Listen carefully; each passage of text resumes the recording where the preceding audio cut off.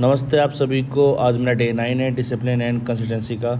तो रोज़ की तरह मैं भी आज जिम, सोशल वर्क और अपना वर्क शेड्यूल को दिखाते हुए तो आज मैं मॉर्निंग में करीबन थोड़ा 6 बजे 6:30 बजे उठा। थोड़ा सा मैं लेट हो गया तो मैं थोड़ा बॉडी को फ्लेक्स करते हुए फ्रेश उठा था। काफ़ी ज़्यादा की नींद पूरी हुई थी तो मैं अपने भाइयों के पास आया जो हरित योद्धा था। राहुल भाई अपने बच्चे के साथ आए थे तो मैंने को हाय थोड़ा पुचकारा बच्चे को और मैंने अपने पौधे देखे कैसे लगे हुए हरित योद्धा की तरफ से। आज अब रात का नज़ारा देखना, ये जो जितनी भी गंदगी थी सारी की सारी यहाँ पे साफ़ हो गई थी। तो रोड थोड़ी देखते हुए कि रोड भी अब बहुत ज़्यादा साफ थी, कूड़ा बस इतना ही बचा हुआ है। इस भी कूड़े का हम जुगाड़ करेंगे, लेकिन अंदर का नज़ारा देखिए इतना बढ़िया हो गया था। यहाँ हम सोच रहे सेल्फी पॉइंट बनाने की कि यहाँ पे हम आई लव सादतपुर करके ऐसे कर लिखेंगे और हैप्पी हरेला बोला है सभी भाई को। आज उत्तराखंड का एक बहुत महत्वपूर्ण त्यौहार है जिसे हम हरेला कहते हैं। तो आज हरेला के पर्व पे आप सभी को बहुत बहुत बधाई हो। चलिए जी, हमने अब बाद में डिस्कस किया कि हमें अब क्या क्या यहाँ पे काम करना है, कैसे कैसे काम करना है। हमारे मेंबर दिन ब दिन बढ़ते जा रहे थे। आज करीबन 25 मेंबर हो चुके हैं हरित योद्धा में। तो मैं पहुँचा जिम। तो जिम में सबसे पहले आके मैंने सबसे पहले यहाँ से इमरजेंसी एग्जिट खोला क्योंकि मेरी फिंगरप्रिंटिंग हो नहीं पाती है, क्योंकि ज़्यादा पसीना आने की वजह से फिंगरप्रिंट मेरा शो नहीं करता। तो आज मेरे बैक की एक्सरसाइज मानी तो सबसे पहले मैंने वेट टूरा देखिए। अब मेरा वेट यहाँ आके रुक गया 126 में, क्योंकि जितना पानी रिड्यूस होना था पानी रिड्यूस हो चुका है। अब मेरा सिर्फ बॉडी वेट और मास बचा था, इस वजह से मेरी बॉडी बारह पानी इंटेक ज़्यादा कर रही थी। ये चीज़ मैंने खुद नोटिस किया। पानी नॉर्मल से ज़्यादा पी रहा था मैं आजकल, क्योंकि बॉडी से पानी रिड्यूस होने से पानी वापस रिटेक करता है। फिर मैं आया शिवम भाई पे, शिवम भाई से हाथ मिलाया, सारे भाई बंधु से मिला। तो पहले से स्टार्ट किया मैंने वार्म अप में जंपिंग और बेसिक एक्सरसाइज करता हुआ अपनी बॉडी को थोड़ा फ्लेक्स करना जरूरी है। सबसे पहले कभी भी आप जिम स्टार्ट करते हो तो सबसे पहले अपना वार्म अप कंप्लीट करिए। वार्म अप होना बहुत ज़्यादा ज़रूरी है। तो आज बैक की एक्सरसाइज मान लीजिए, तो आज मैंने सोचा था डेड लिफ्ट से स्टार्ट करूँगा। तो मैं लोअर बैक की ज़्यादा एक्सरसाइज कर रहा था कि लोअर बैक में ज़्यादा जोर आता है डेड लिफ्ट का। बाकी थाई और बैक में तो कोई दिक्कत नहीं होती, लेकिन लोअर बैक में बहुत ज़्यादा दिक्कत पैदा हो जाती है। तो सबसे पहले मैंने कमर रोटेट वाली एक्सरसाइज करी, क्योंकि पिछले बार ये एक्सरसाइज करने के बाद मेरी कमर में बहुत ज़्यादा आराम आ गया था।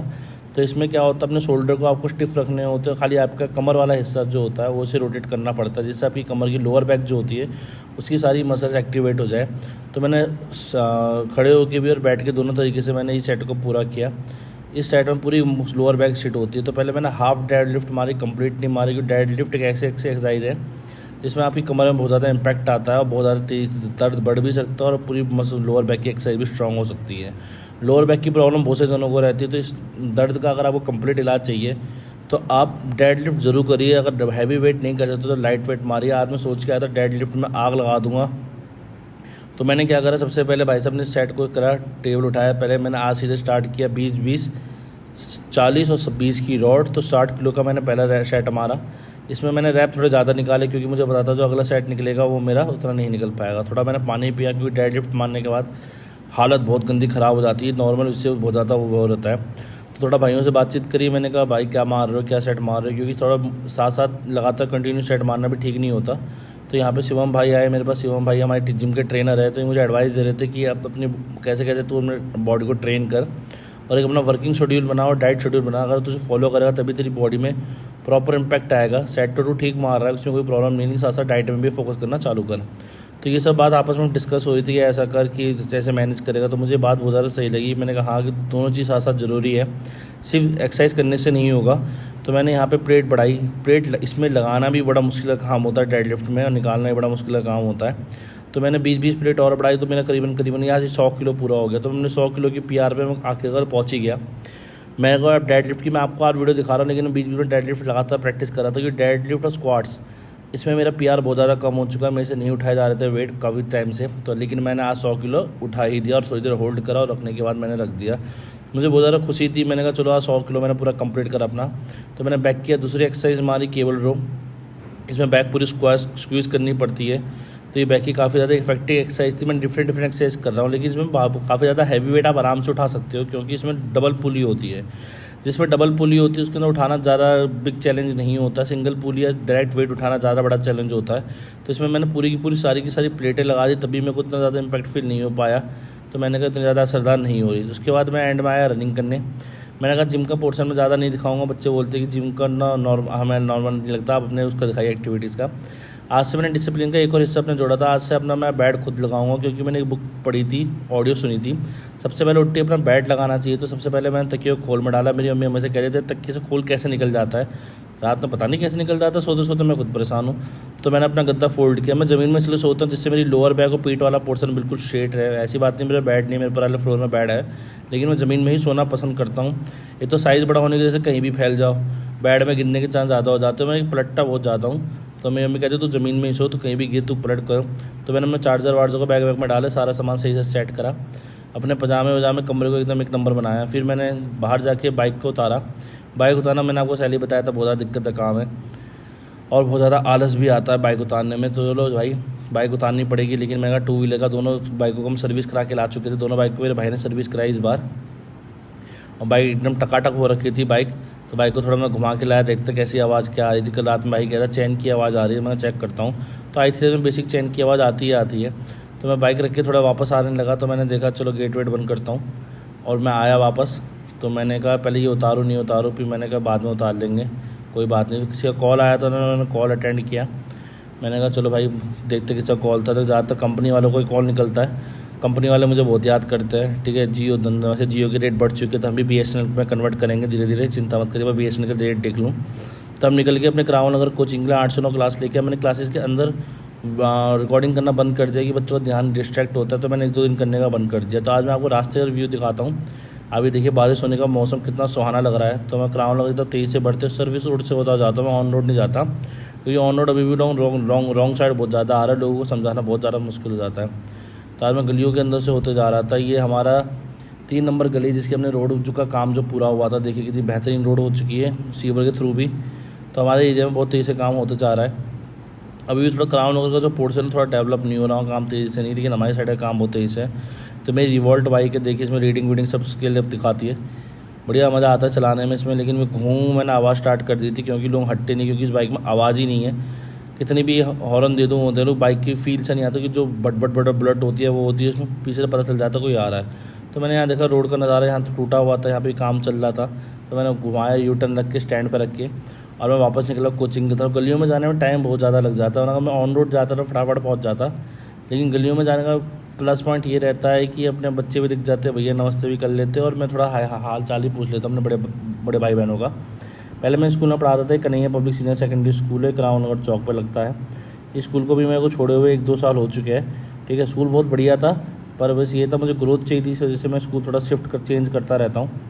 तो इस वजह से मैं वापस आया, वापस क्राउन नगर चौक से होते हुए, क्राउन नगर चौक का एरिया है, थोड़ा यहाँ भी कंस्ट्रक्शन का काम चल रहा है। मैंने कहा ना, इतना डेवलप यहाँ पे हो नहीं पाया है, लेकिन काम बेहतरीन चल रहा है। यहाँ से होते हुए मैं कितनी गलियों से होते हुए जाना पड़ता है अपने कोचिंग के लिए, क्योंकि पुश्ते से आता और सीधे गली नंबर 22 सीधी निकलती है, लेकिन यहाँ पे घूमते घामते जाना पड़ता है। ये देखिए भाई साहब इतने बार इधर मोड़ो इधर मोड़ो इधर मोड़ो इधर मोड़ो। बहुत से लोगों को तो गलियाँ याद हो गई होगी, लेकिन लोगों को एड्रेस बताने में बड़ी दिक्कत आती है मुझे अपनी कोचिंग की, क्योंकि मेरा कोचिंग ऑन रोड से थोड़ा सा है तो अंदर ही, लेकिन गलियों में टर्न बहुत ज़्यादा होने की वजह से लोगों को बड़ी समस्या होती है। तो आज मंगलवार का दिन था, मैंने आज पहले ही सोच के चला था कि बच्चों को हर मंगलवार और शनिवार को हनुमान चालीसा कराऊंगा, क्योंकि हनुमान चालीसा करने का बच्चों को फ्रेशनेस बहुत ज़्यादा फील होती है। मैंने पर्सनल एक्सपीरियंस भी करा है। अगली बार से अगर हो सके तो मैं आपको खुद मरघट वाले मंदिर लेके जाऊँगा। मरघट वाले मंदिर में जाता था पहले।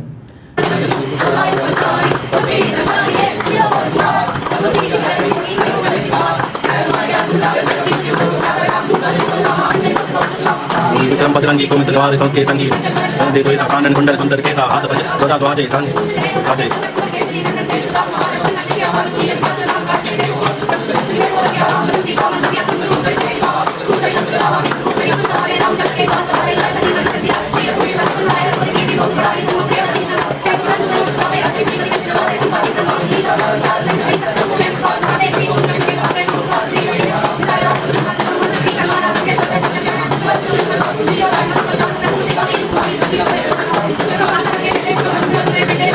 What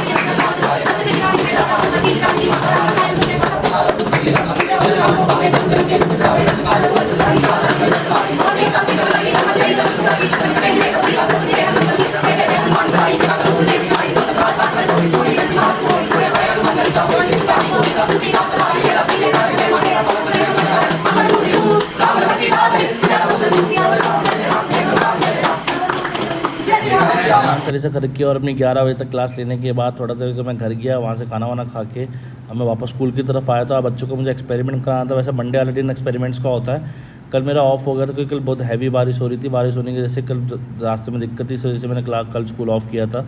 तो मैं वापस आया आज, तो मैंने आज कोलाइडल और सस्पेंशन सॉल्यूशन के बारे में बच्चों को बताया था। एक कांच की बीकर में मैंने मिट्टी डाली थी जो बच्चों से मैंने नीचे मंगाई थी। टेबल में बच्चों ने गंदगी ज़्यादा कर दी थी और ये बीकर मैंने चौक पीस के डाला था। स्कूल की दोनों प्रॉपर्टी को मैंने प्रॉपर इस्तेमाल किया। तो बच्चों को दिखा रहा था, देखिए कौन सा स्टेबल सॉल्यूशन, कौन सा अनस्टेबल सॉल्यूशन। मिट्टी अनस्टेबल थी और चौक क्या था, स्टेबल सॉल्यूशन था। तो कोलाइडल सस्पेंशन ऐसे एक्सपेरिमेंट छोटे मोटे बच्चों को मज़ा नहीं आता। बच्चों को चाहिए धूम धड़ाक का भाई साहब, जिसमें आग ही लग जाए, कोई बम बम सा फट जाए।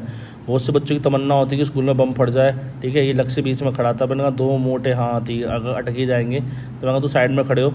तो उसको भी देखने में इंटरेस्ट आ रहा था, लेकिन बच्चों से ज़्यादा धूम धड़ाके वाले चीज़ करने में ज़्यादा मज़ा आता है। तो मैं बीकर लाया, चाय पत्ती छन्नी लाया। ये बबीता दी की छन्नी है जो मैं चाय बनाती है, बबीता दी जरूर भड़केगी। ये मेरी छन्नी की ऐसी कर दी। विक्रम सर ने परेशान कर रखा है, तो मज़ा आता है परेशान करने में भी थोड़ा बहुत। ठीक है, तो यहाँ पे देखिए मिट्टी बची थी छन्नी के अंदर। अब मैं चौक वाला पानी लूँगा, लेकिन यहाँ पे ये हमारा मयंक को मैंने बहुत इधर उधर कराया। बेचारा बोला था भैया सर मुझे ही 12 भेजे जा रहे हो। तो देखिए उसमें उतना ज़्यादा कुछ नहीं बचा। वो नीचे जो चौक बची वो मैंने ढंग से पीसी नहीं थी, इसलिए बच गई। अगर मैं उसका अच्छे पाउडर बना देता तो वो चौक पूरी फ़िल्टर होकर बाहर निकल जाती, तो फ़िल्टर पेपर सो नहीं होती। अब मैं आपको लाइट के एक्सपेरिमेंट समझाता है, कोलाइडल सॉल्यूशन कैसे काम करता है, सस्पेंशन सॉल्यूशन कैसे काम करता है। तो बच्चों के दिमाग में तो ये चला था कोई बम फट जाए, कोई डाकू आ जाए, कोई चोर आ जाए, ऐसे टाइप का कुछ हो जाए तो मज़े ही मज़ा, और ये स्कूल को बचा ले। हर बच्चे की ये तमन्ना होती है। फिर मैं होमोजीनियस और हेट्रोजीनियस का मिक्सर दिखाया था। मैंने इसमें क्या करा, बीकर में सबसे पहले चीनी डाली। चीनी को बहुत देर तक घोलता रहा। पानी ठंडा था, इस वजह से चीनी जल्दी जल्दी घुल नहीं रही थी। अगर पानी गर्म होता चीनी बहुत तेज़ी से घुलती, लेकिन वही वजह से पानी ठंडा था। खासकर उसको वाटर कूलर चालू हो गया दोबारा से। चालू तो पहले से हो गया था, जून के महीने में शायद बंद किया होगा जब बच्चा ऑफ थे। तो 1-2 दिन स्टार्ट नहीं हुआ था, फिर से स्टार्ट था। तो मैंने लगा था पी के देख, बोला भैया मैं नहीं पी रहा गंदा पानी। मैं कहा भाई साहब पानी अमृत बना चुका हूँ मैं इसको। तो मैंने बच्चों को पानी पी के भी दिखाया था। मैं कहा देखो भाई पानी कोई नहीं पी रहा, करे कि नहीं पी रहा था। मैंने पी के दिखाया बच्चों को पानी, कह रहा है वो। मैं कहा पी के देख रहा हूँ पानी बिल्कुल साफ़ नहीं हुआ। तो मैंने 2 गिलास भगा पानी पिया। ठीक है, फिर थोड़ी मिट्टी ली।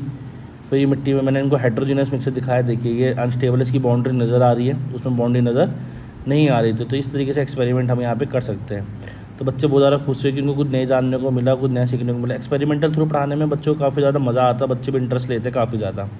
आज मैंने फिर क्लास 10th में भी एक्टिविटी सीरीज़ कराई थी। तो ये ट्रिक आप भी याद रख सकते हो। Please not call me a zebra, I like her cute smart cod. तो एक फ़ीमेल कहती है मुझे ज़ेब्रा कॉल मत किया कर, मुझे तू नहीं पसंद है, मुझे कौन पसंद है, क्यूट स्मार्ट सा बकरा पसंद है। ऐसे ही करती है लड़कियाँ, कोई बात नहीं। तो देखिए आज इस सोडियम का एक्सपेरिमेंट करा रहा था, मेरे हाथ में लग गई थी क्योंकि ग्लव्स मुझे आज भी नहीं मिले। पर मैंने पूछा तो उनसे, बोले उन्होंने को मैंने कॉल किया तो कह रहे नहीं ग्लव्स है। मैंने कहा है तो उनको भी नहीं पता था। तो मैंने पन्नी को जब हाथ लगाया मेरे हाथ में बहुत ज़्यादा जलन लगने लग गई थी यार, बहुत ही ज़्यादा तकलीफ़ हो रही थी। बहुत देर तक मेरा हाथ खुजला रहा था। लेकिन सोडियम मेटल वाला ये देख के बच्चे जो उछले भाई साहब, मुझे पता था ऐसी चीज़ें देखने पसंद आ रही है। देखिए सोडियम हाईली रिएक्टेबल मेटल है, जैसे जैसे पानी कॉन्टैक्ट में लाते तो आग पकड़ लेते हैं, बीच बीच में आग भी लग जाएगी इसमें। पानी ठंडा था इस वजह से इतनी तेज़ी से रिएक्ट नहीं कराई। देखिए आग दिख रही होगी आपको। अगर पानी गर्म होता भाई साहब मज़े ही मज़े आ जाते। वैसे सोडियम कोल्ड वाटर के साथ जल्दी रिएक्ट करता है, हॉट वाटर के साथ जल्दी रिएक्ट नहीं करता है। तो ये एक्सपेरिमेंट देख के बच्चे बहुत ज़्यादा एक्साइटेड हो गए थे। और ये बीकर जो था ठंडा पानी पूरा का पूरा बीकर गर्म हो चुका था, अच्छी तरीके से बीकर गर्म हो गया। तो ये एग्जांपल एक्सोथर्मिक रिएक्शन का, जब हीट बाहर निकलती है। और ये एग्जांपल है सोडियम कितना रिएक्टेबल मेटल है, एयर कॉन्टैक्ट में आती। तो मैंने कहा हाथ लगा के देखो। ये तो ऐसे डर रहा था जैसे कि पता नहीं क्या होगा। मैंने पकड़ रखा है हाथ से, तो डर लग रहा है। तुमसे बढ़िया तो लड़की थी, देखो लड़कियों ने फटाफट पकड़ लिया। अरे यहाँ पे बेइज्जती करा दी इसने तो हमारी। ठीक है, खाम बदमाश बने घूमते इधर से उधर लड़के। नीचे बढ़िया लड़कियाँ ब्रेव निकली। तो कुछ और मैंने एक्सपेरिमेंट कराया, कुछ और सॉल्ट डाल के दिखाए। देखिए ये कॉपर सल्फेट का सॉल्यूशन है। तो मैं दिखा रहा था, मैं ये सॉल्ट है तो पानी में इतना जल्दी रिएक्ट नहीं करेगा, सिंगल मेटल होता ज़्यादा अच्छा तरीके से रिएक्ट करता। तो बच्चों को सोडियम का एक्सपेरिमेंट देख के मज़ा ही आ गया था। कह रहे नहीं और कराओ और कराओ। मैंने कहा यार बस टाइम पीरियड होने वाला है, तो कभी और दिन बैठेंगे दिखाने के लिए एक्सपेरिमेंट्स को। मज़ा तो मुझे भी आता है कराने में, क्योंकि नई चीज़ लर्निंग बनती है, कुछ नई नई चीज़ें सीखने को मिलती है। इस तरीके से मैंने बीकर को यहाँ ओपन किया। मैंने यहाँ पे डाला था फेरस सल्फेट। फेरस सल्फेट को दिखाना चाहता है, वैसे हीट करने पे ग्रीन कलर का होता है, लेकिन मैं पानी में चेक कर रहा था क्या पता क्या थोड़ा रंग आता है। थोड़ा वो रंग तो आया लेकिन उतना ग्रीन नहीं हुआ। ये पेल ग्रीन भी नहीं हो, ब्राउनिश कलर का ही रहा। महंगा उतना ज़्यादा इफेक्टिव नहीं हो रहा है यहाँ पर। ये अगर हीटर या बर्नर होता तो मैं आपको दिखाता। मैंने बच्चों से मोमबत्ती मंगाई है, मोमबत्ती और क्लिप से हम पकड़ के अगली बार इसका एक्सपेरिमेंट करेंगे। और फेरस सल्फेट को हीट करके फेरस ऑक्साइड और सल्फर डाइऑक्साइड में छोड़ेंगे। अब स्कूल की छुट्टी होती है, स्कूल की छुट्टी होगी, मैं स्कूल से बाहर निकलता हूँ। थोड़ा सा गर्मी बहुत ज़्यादा थी, तो मैंने बाइक में सबसे पहले तो पानी डाला था भाई साहब, एक बोतल पलट के। इतनी ज़्यादा बाइक गर्म हो चुकी थी कि बैटरी भाई साहब समझ सकते हो क्या क्या सीख जाएगा। तो मैंने बाइक बोतल पूरा पानी डालने के बाद बच्चे को बोतल वापस करी और मैं निकल गया अपने आज फ्लैट में। और मैं लंच लेने आना भूल गया था क्योंकि जल्दबाजी में कुछ काम चल रहा था, और मैं लंच ध्यान से ही मेरे उठ गई। तो थोड़ी देर रेस्ट करने के बाद 4 बजे बच्चे आने लग गए। तो सबसे पहले मैंने अपने कॉफ़ी का गिलास बनाया कि एक्टिव एनर्जी रहना बहुत ज़्यादा ज़रूरी है। तो ये बच्चे थोड़े क्या बनेगी बड़े होके? पता नहीं। पापा अच्छे, मम्मी अच्छी, दोनों अच्छे? ज्यादा कौन अच्छा? दोनों ही ज्यादा अच्छे हैं। पैसे कौन देता है?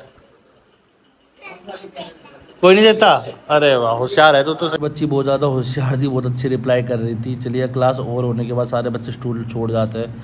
थक गया हूँ बोल बोल के, जब मैं बोलता रहता हूँ। फिर मैंने पूरी क्लासरूम को सेट किया। आज मैंने झाड़ू वाड़ू भी मारा था, लेकिन दोस्त शाम को झाड़ू नहीं मारता, इसलिए मैंने कूड़े को एक जगह इकट्ठा कर दिया। पहले आपको मैं बाहर के नज़ारे दिखाता हूँ। यहाँ पर देखिए कितना सुंदर नज़ारा हो रखा है। यहाँ पर फ्लैट में बहुत शांति मिलती है, सुकून मिलता है, लेकिन शाम तक ही। रात में होने के बाद तो भाई खौफ सा लगता है। यहाँ पे इतना सुनसान हो जाता है कि पूछो ही मत। इंसान ना इंसान की जात नज़र आती है यहाँ पे। उसके बाद थोड़ा मैंने यहाँ पे क्लास होम ट्यूशन कवर करके के बाद मैं सपना से यहाँ से निकला।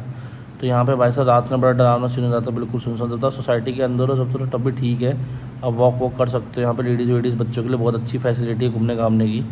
लेकिन जब सोसाइटी के बाहर निकलती, डोर पार होती थोड़ी दूर तक तो लाइट है, लेकिन उसके लाइट के नज़ारे बिल्कुल बंद हो जाते हैं और इतना घना अंधेरा हो जाता है कि भाई साहब हालत पस्त पड़ जाती है।